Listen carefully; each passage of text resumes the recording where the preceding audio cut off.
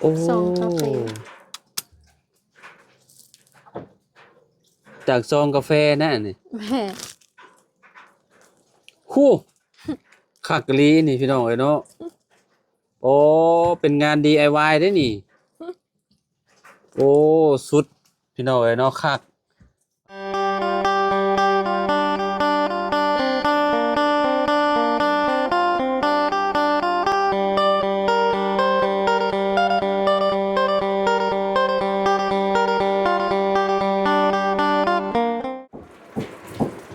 อ้าวพี่น้องเอ้ยเนาะเปิดภาพมาฝนตกอีกแล้วพี่น้องเอ้ยเนาะตกแฮงพอสมควรอยู่เนาะอยู่ที่บ้านน้องหัวเด้อพี่น้องเด้อเนาะโอ้ยพี่น้องเอ้ยเนาะบ่ได้หยุดบ่ได้หย่อนเลยฝนนี่ตกตั้งแต่เช้าๆพู้นเนาะบางพื้นที่พี่น้องเอ้ยเนาะอยู่บ้านเฮาผู้ก็โอ้ยพี่น้องเอ้ยเนาะตกเข้ากู้ยังบ่แล้วซ้ำเปียกเปียเบิดเลยเนาะยามเดือน11พี่น้องเดือน11วันที่7แล้วมื้อนี้เนาะที่7อ่าเดือน11ปี2025เนาะฟ้าฝนตกดีขนาดเลยบัดยามดำเพราะว่าสูบน้ำดำพี่น้องเอ้ยเนาะยามเกี่ยวบัดเกี่ยวตากฝนตากหยังเนาะบ่อยากคิดสภาพพี่น้องเข้ามันสิออกงอกเนาะอ่าสุดยอดเลยเนาะเดือน12ลาวเลยแล้วพี่น้องเอ้ยใกล้สิเบิดแล้วเดือน12ลาวก็ได้เนาะหันมาทางพี่บาดนี่เนาะพี่เนาะทางสองสาวเนาะน้องหัวน้องจันพี่น้องเอ้ยเนาะไปเยี่ยมพ่อมาเมื่อวานนี่กลับมาจักโมงบุวานนี่7 โมงมาฮอดพี่7 โมงบ่ออกจากบ้านเบาบุญชลวันบ่ดอยออกแต่บ้านเบาบุญชลวันประมาณ4 โมง4 โมงแรงเนาะก็ยังใครอยู่เนาะได้นั่งรถส่วนตัวมาเนี่ยเนาะถ้านั่งรถมานี่บ่จักโมงแล้วเพิ่นสิฮอดพี่น้องเอ้ยเนาะเมื่อวานนี่ขี่รถไปจอดเมียนอยู่พุ่นบ่ไปฝากเมียนบ่ดอยแล้วก็นั่งรถโดยสารลงไปดอยไป4บ่ดอยนึกแรกคือว่าน้องเจ้าบ่ได้ไปนำท่านลองว่าจะไปเนาะอ๋อบ่เลยเพิ่นว่าเพิ่นจะไปนำก็เลยได้ไปนำกันดอย4คนเลยเนาะน้องค่ารถ300,000ปลายบ่350,000น้องเจ้าเขา50เนาะเพิ่นคนน้อยเนาะคะแนนไปกลับนี่ก็ประมาณ700,000พอดีเนาะ4คนดีแต่ได้บ่าวบุญถึกจังหวะเนาะมาก็มาส่งน้องหัวเพิ่นเลยพี่น้อยเนาะแล้วก็บ่าวบุญมื้อนี้เพิ่นกลับไปอีกแล้วพอเพิ่นเชียร์เนาะพี่น้อยเนาะก็คือที่เบิ่งในคลิปนั่นแหละเนาะเสียใจนำเด้อบ่าวบุญเด้อเนาะมื้อนี้เห็นบ่าวบุญเนาะบ่าวบุญบ้านป่าเพิ่นก็เข้ามาแจ้งข่าวดีบ่หรือแนวใดฮะมีข่าวดีอีหยังว่ามื้อนี้นะมีเงินสมทบเฮ็ดเฮ็ดหยังน้องเฮ็ดคันไดบ่เฮ็ดบันไดหรือเฮ็ดเรือนครัวบ่เฮ็ดชานเนาะอืมเป็นจังได๋น้องไปเยี่ยมพ่อครั้งแรกไปเห็นเพิ่นครั้งแรกนี่เว้าหยังกับเพิ่นตอนเจ้าเข้าไปปึ๊บแหละฮะพอเรายังก็ถามเพิ่นว่าสบายดีบ่ถามว่าสบายดีบ่น้ำตาซึมเลยบัดนี้บ่แม่เจ้าเด้ซะน้องจันเห็นจะว่าพอแล้วให้ฮะคือกันลมมาเพิ่นประมาณเกือบชั่วโมงบ่จนหันต่อหรือว่าจังได๋ฮะ10 นาที15 นาทีแม่เจ้าคือว่า30 นาทีบ่ตอนแรกน่ะ30บ่บ่ฮอดเพิ่นให้เยี่ยม15 นาทีบ่แม่3,500,000เออ10ประมาณ15 นาทีนี่แหละแล้วน้องก็ต่ออีกผู้ดีเป็น20บ่ต่ออีก1,000,000 10 นาทีอืม25 นาทีตอนแรก15เนาะแล้วต่ออีก10 นาทีได้รวมกันหน่อยเดียวนึงอาจารย์ตัดสินเพิ่นว่าจักปี ว่า5 ปี 5 ปี5 ปีนี่ก็เพิ่นให้ออกบ่เลยนะใด เอ่อให้ออกเลยเพราะอยู่หันนั้น2 ปี 4 เดือนละเดือน3นี้ฮอด3 ปีแล้วก็จะเอาขึ้นมาแข่งขันนี่อีกจักเดือนสิครบ3 ปีนี่อีก4 เดือน แม่ยังอีก ครบ 4 เดือน ครบ3 ปีแล้วก็จะสิย้ายมาแข่งขันบัดนี้เนาะ แม่แล้วอยู่แข่งขัน2 ปีแล้ว 2 ปีก็คือแบบเพิ่นก็ให้ออกเลย โอ้อดใจรอซะเนาะยังเหลืออีกประมาณ2 ปีครับ4 เดือนเนาะบัดนี้เนาะเพราะว่าอยู่พุ่นน่ะ4 เดือนอยู่สวรรค์แล้วย้ายมาพี่บัดนี้มาเมืองมันขึ้นกับเมืองหยังเฮาอยู่แข่งขัน เมืองวิระ วิระเด้อเนาะขึ้นกับเมืองวิระพี่น้องเอ้ยเนาะก็ดีแหละชุมเจ้าก็สามารถแบบไปเยี่ยมได้เนาะขี่รถจักรก็ไปเยี่ยมได้พี่น้องเอ้ยเนาะมันก็บ่ได้ไกลได้บัดนี้ออกจากเจโปนไปแล้วก็แวะนาบอน่ะเนาะแล้วก็ยิงยาวเลยบัดนี้พี่น้องเอ้ยเนาะก็ฮอดอ่าประมาณจักกิโลเด้หนองจันจากบ้านหนองจันไปพุ่นเนาะ น้องฮู้ได้แข่งขันบ่เคยไป เจ้าบ่เคยไปบ่เชื่อบ่คิดว่าเคยไปเนาะข่อยเคยไปอยู่ข่อยเคยไปเมืองวิระข่อยไปตอนนั้นไปกับซุมวงเฮิมนะไปถ่ายคลิปนะไปฮอดบ่อคำบุข้ามไปฮอดเมืองกับเจ้าพุ่น ใก แห ล้ ละ บ่คำ หึ แข่งขันนะ บ่ฮอด บ่ฮอด บ่ฮอดเก่งบ่ฮอดอันนั้นบ่อคำก่อนฮอดก่อนสิฮอดบ่อคำเพราะว่าเข้าไปนี่เด้อเข้าจากหน้าทางนี่บ้านนาบ่อไปนี่ปึ๊บประมาณ20ปลายนี่แหละประมาณ20ปลายแหละไปไปแล้วมันก็สิมีป้ายเขียนเอาว่าแข่งขันแต่ว่าอยู่บ้านเฮาสิห้องอิหยังศูนย์ดัดสร้างบ่บ้านเฮาแหละสิเว้าแบบนี้แหละเนาะประมาณนี้ห้องคุมขังอะไรพี่น้องเอ้ยเนาะอยู่แข่งขันนี่ก็ถือว่าแบบหลายเด้บ้านชุมข่อยนี่ก็ ใหญ่บ่ เพิ่นก็เอามาคือกัน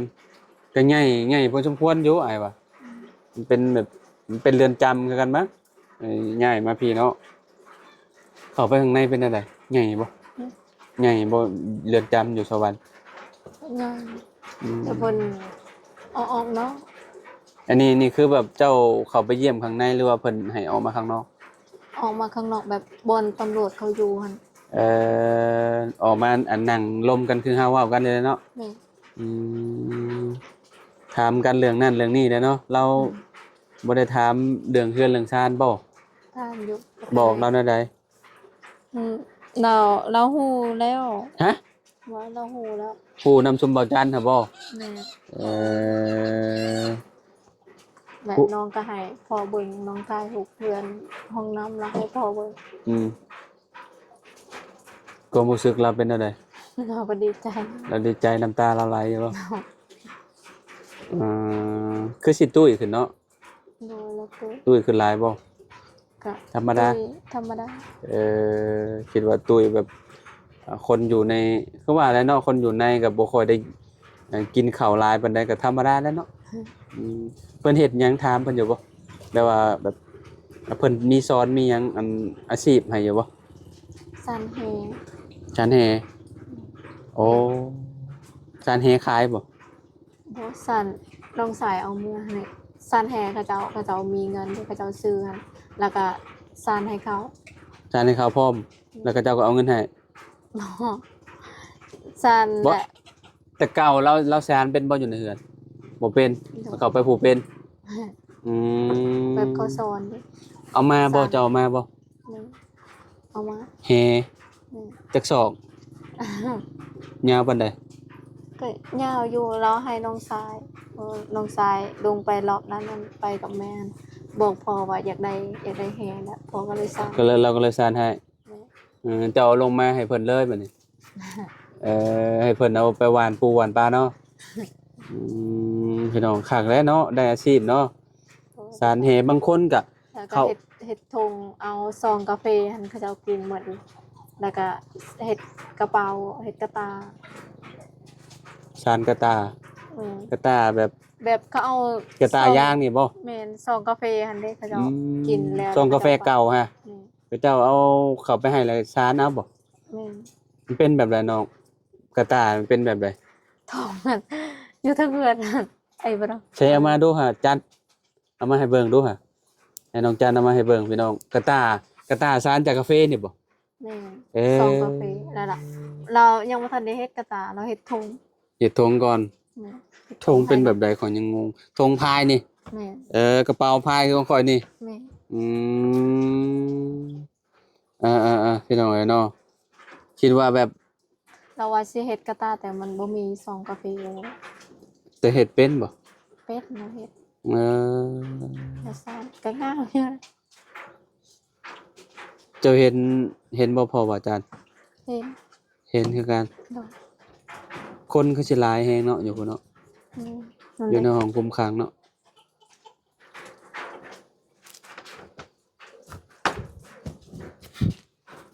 โอ้ ซองกาแฟ จากซองกาแฟนั่นนี่ แม่ คู่ คักอีหลีนี่พี่น้องเอ้ยเนาะโอ้เป็นงาน DIY เด้นี่ โอ้สุดพี่น้องเอ้ยเนาะคักพี่น้องเอ้ยลองพายเด้อหัวโอ้เท่โอ้ จาก สุด ซอง ยอด กาแฟ เราเฮ็ดเองนั่นนี่น่ะ แม่น โว้เท่พี่น้องเอ้ยเนาะ เราว่าสิเฮ็ดกระตาย คักแจ่มเลย จะแบบใดเขาเฮ็ดเนาะ โบ่เฮ็ดคะแนนคือเฮานี่เฮ็ดบ่เป็นดอกนี่น่ะเราเรียนโดนเติบไว้จังนี่เนาะ ก็บ่ฮู้คือกัน อ๋อคักใส่โทรศัพท์ก็ได้พี่น้องเอ้ยเนาะ เท่คักเลยสารแฮก็เป็นเฮ็ดกระเป๋าก็เป็นกระเป๋าพายเบิ่งจับบ่มึงเนาะโอ้จากซองกาแฟพี่น้องเอ้ยเนาะเป็นอะไรพี่น้องงามบ่เท่เลยโอ้แต่ละคนได้อาชีพบ่เนาะอยู่พุ่นน่ะคะแนนเข้าไปน่ะพี่น้องเอ้ยเนาะงามเนาะงามเนาะจันเนาะเออมาเอามาอันเดียวเด้อบ่ โดยเราเฮ็ดอันเดียวเพราะว่ามันบ่มีซองกาแฟนี่เลย อืม เราว่าสิเฮ็ดกระตา แฮกระสานเป็นอีกเนาะจากที่ว่าสานบ่เป็นกระสานเป็น โดยเราว่ารอบหน้าพอสิเฮ็ดกระตาให้เด้อ เฮ็ดกระต่ายพร้อมโอ้รอบหน้าเจ้าก็ได้ไปเยี่ยมเราอยู่นี่แหละเนาะอีกบ่กี่เดือนเนาะ อยู่พี่ก็บ่ได้เฮ็ดแล้ว นั่นแหละยังว่ามาอยู่พี่ก็บ่ได้เฮ็ดแล้วเพราะว่าอยู่ บ่ พี่ มีอัน เขา นั้น ก็ให้สั่นติบเข้าอีก เนาะ เรียนติบเข้าสั่นติบ ชาน เข้า ติคุงติบเขาคักโอ้ใส่แล้วมึงน้องจันทายแล้วมึงดูเท่ได้น้องจันเด้อเท่โอ้แจ่มเลยพี่น้องเอ้ยเนาะโอ้เอาเป็นอะไรพี่น้องงามบ่พี่น้องเท่คักพี่น้องเอ้ยเนาะพายไปเนี่ยก็เจ้าก็ถามเราแล้วนี่ชื่อมาแต่ไส หลีงาน DIY เด้นี่พี่น้องเอ้ยเนาะ พอดีเขาสิ ถ้า สั่ อยู่ งใช่ไหม ถ้าอยู่ฝั่งไทยเนี่ยขายได้เด้นี่ คักกะลีงามพี่น้องเอ้ยเนาะชิมือเรานี่ก็บ่แม่นธรรมดาเด้นี่อยู่ในหั่นก็เนาะแต่ละคนมันเข้าไปก็ต้องมีอาชีพบางคนก็เย็บเย็บผ้าพี่น้องเอ้ยเนาะอ่า คันสัตว์นี่ยามเนาะ เอาใส่แบบไฟล์นำเด้ใส่แบบไฟล์หรือว่าเจ้าสิพายแบบนี้ เอาพายใส่แบบนี้บ่เป็นอย่างเงี้ย จะมักพายแบบนี้บ่ ดู อืมแล้วแต่ละคนมักบ่คือกันเนาะน้องหัวเนาะเออง าม งามเนาะ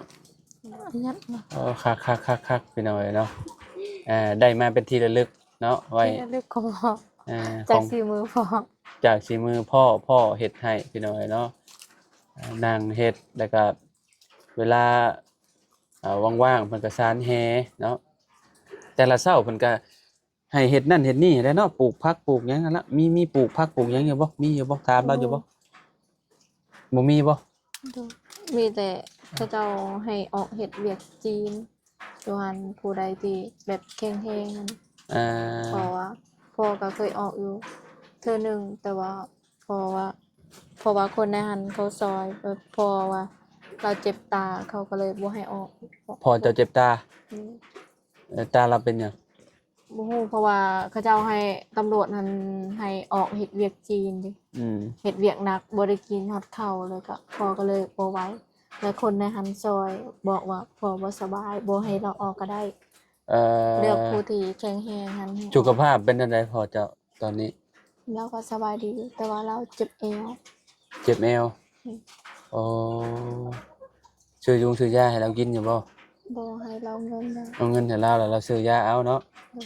อืมพอออกมาแล้วเป็นจังไดบัดนี้ค่อยแล้วเนาะเห็นหาก็เห็นกัน ปีกับจักเดือนบ่ได้เห็นกันปี2 ปีกับ 2 ปี4 เดือน 2 ปี 4 เดือนเนาะ อืม เกือบ3 ปีนะพี่น้อยเนาะเพิ่นบ่ได้เห็นกันลูกชายก็ให้อยู่บ่เห็นพ่อ ให้หมด ให้เบิด อืม คนเฮาเนาะบ่ได้พ้อกันขนาดว่าเฮาไปไทยซื่อนะบ่ได้เป็นหยังพอมาบ้านมาหยังแล้วก็ยังค้อยนะพี่น้อยเนาะมันกินฮอดกันเนาะอันนี้ยังครั้งแล้วแบบโดนๆยังได้พ้อกันเทื่อนึงนะก็บ่โดนปานใดเนาะประมาณ5 ปีนี่เนาะน้องจันเนาะน้องหัวเนาะ สำหรับน้องคิดว่าโดน โดนบ่ โดน เสียเวลาพร้อมเนาะ เสียเวลาเฮ็ดนั่นเฮ็ดนี่พี่น้องเนาะก็แม่นอยู่เนาะคนเฮาน่ะคันว่าเฮาคิด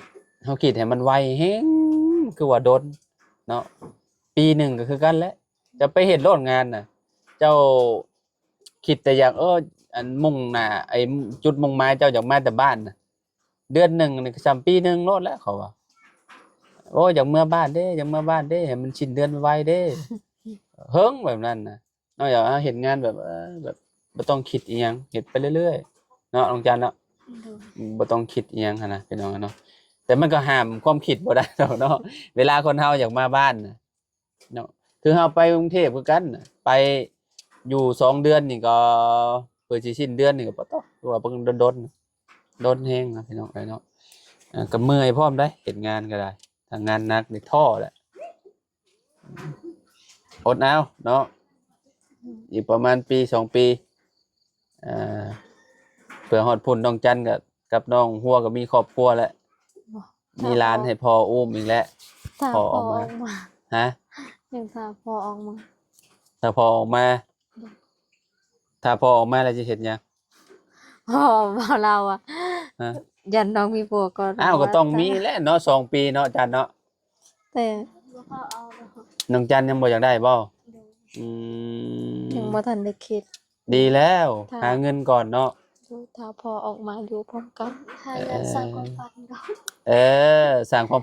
ฝันอยากได้หยังความฝัน อยากมีห้านอยากเปิดห้าน จะเปิดห้านเออ ก็ ห้านหยังกันน่ะ ห้านขายเครื่องสำอาง งขายขนมเย็นต่างๆนี่แหละ โอ้ ห้านเล็กๆเป็นของตัวเอง ห้านน้อยๆแบบว่าขายโอ้ความฝันคือกันกับน้องชัยเนาะเจ้าเนาะ น้องชายนี่ก็ยังมีห้านเป็นเจ้าของ แต่ว่าน้องชายนี่กำลังเริ่มมันนั่นแหละของเพิ่นเห็นบ่เจ้าขี่ไปเห็นบ่เฮือนน้องชายอยู่ต่อหน้าเฮือนเราได้กำลังก่อขึ้นมาได้หลายเติบแล้วของน้องชายอันนี้ก็จะคล้ายเขาจะมาง ขายเครื่องแต่บ่มีรถไปซื้อเครื่องก็ครับ ขนมแล้วเนาะ ขายเครื่องก็มันต้องลงทุนหลายอ่ะมีรถอีกถ้าบ่มีรถก็ย่างเฮ็ดเอาได้ บ่มีของชื่อมาติเนาะ ผมมีรถมีรางอีกโอ้ยพี่น้องเนาะแต่ก็เนาะคนเฮากับต้องมีความฝันแหละแต่ละคนเนาะเออคือน้องจันนี่ความฝันเนี่ยว่าอยากเปิด บ่มีวันเป็นจริง อยากเปิดห้านน้อยๆพี่น้องอยากเปิดห้านน้อยๆนี่อยู่มองหน้าบ้านนี่ก็ได้แหละนี่เนาะคือบ่เปิดห้านเสริมสวยบ่มีคนที่เสริมสวยบ่ พนามจงช่วยบ่ได้เรียนเสริมสวย มันต้องไปเรียนก่อนได้เนาะเจ้าได้ความฝัน อยากมีห้านคือกัน ส่งไอ้น้องความฝันคือกันเลย น้อย เออโอ้อยากมีห้านพี่น้องเอ้ยเนาะในหมู่บ้านมีจังห้านก็ สองแต่ว่าเขาเจะขายขนมขายปิ้งไก่อิหยัง มันก็พอสิได้ขายอยู่บ่สมมุติว่าอันขายพวกเครื่องสำอางสำอาง ก็บ่คือกัน จังแรกคะแนนเฮาเฮ็ดเพจเฮ็ดหยังเนาะโลกโซเชียลเนาะอาจสิเขตใกล้เคียงอาจสิว่าครีมดีครีมหยังก็เนาะคนต้องนิยมแล้วเนาะสมมุติว่าครีมขาวแบบนี้เนาะ เจ้าของต้องใช้ก่อนได้ถ้าบ่ขาวก็เจ้าก็บ่ชื่อเด้ เนาะเห็นว่าอันน้องหัว แม่น ต้องผิวขาวพี่น้องเอ้ยเนาะแต่ละมื้อคุมื้อนี่ก็เจ้าพวกผู้สาวนี่ก็เจ้าอยากขาวเด้คุมื้อนี่ครีมขาวเห็นบ่อยู่บ้านเฮาขายดีเนาะ ขายปิ้งกอกปิ้งไก่ก็ได้ ฮะ ว่าเปิดร้านแล้วขายปิ้งไก่ ชายจำเอ็น ยามแรงเนาะยามแรง เด็ก เปิ น้ ด อยพากันมาซื้อวันละ อืมบ่ได้เน้นแต่ว่าอันพวกครีมพวกหยังสามารถขายได้เบิดขายทั่วไปนั่นนี่เนาะ แม่น เป็นพวกจามจามเบนก็ขายได้เนาะปิ้งกุ้งปิ้งไก่ก็ว่ากันไปขนมเนาะขนมแหละพี่น้องเพราะว่าเด็กน้อยหลายอยู่บ้านเห็นบ่ช่วงเฮามาแจกนะก็มีจนบ่พอ หลายอีหลีเนาะ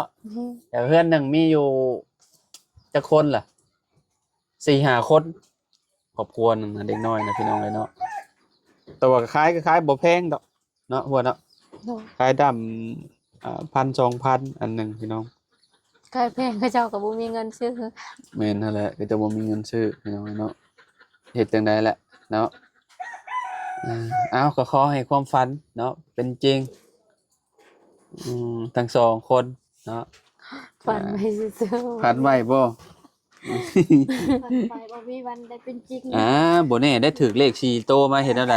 บ่เคย ฮะ บ่เคยใส่เลขดิ แม่นบ่ บ่เคยซื้อเลข บ่เคยบ่ กลับมาจากไปเยี่ยมพ่อบ่ได้ฝันบ่น้อง บ่ น้องอันน่ะน้องจันน้องหัว คิดว่าฝันเห็นพ่อซะดอกมาแล้ว